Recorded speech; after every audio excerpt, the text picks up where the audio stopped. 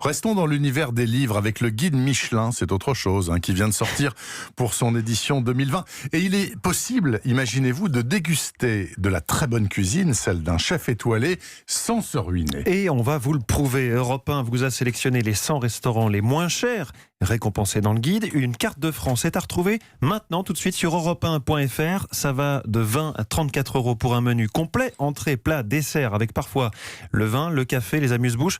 Alors, qu'est-ce qu'on pourrait déguster à ce prix-là? Par exemple, au restaurant La Robe de Montaigu, en Vendée. Eh bien, Pierre Herbulot a la réponse. L'encornet sauté à l'huile d'olive, risotto à l'ail doux, le porcelet à la moutarde de Cramone, cerfeuil tubéreux et carottes, et enfin la déclinaison de dessert avec un café, un menu étoilé à 24 euros. Charlotte n'en revient toujours pas. 24 euros, c'est inespéré, quoi. C'est super. Ah, le porcelet.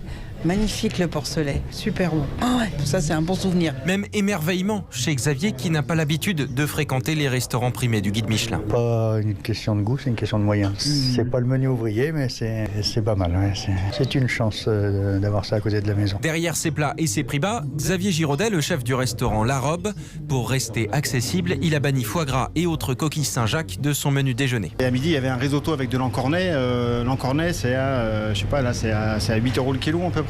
Ensuite, le porcelet, bon, ça reste pas une viande très très noble, mais bon, c'est suffisant pour voir un peu comment les cuissons sont réalisées dans un. Parce qu'il y a aussi le côté technique qu'on vient chercher dans un restaurant étoilé. La technique, mais aussi les associations de goût audacieuses et la qualité de service, ici, au prix d'un bistrot d'une grande ville. À Montaigu, en Vendée, Pierre Herbulot, Europe 1. C'est dur, la vie de reporter en Vendée, Pierre Herbulot. Il est obligé de tester les restaurants à 30 euros.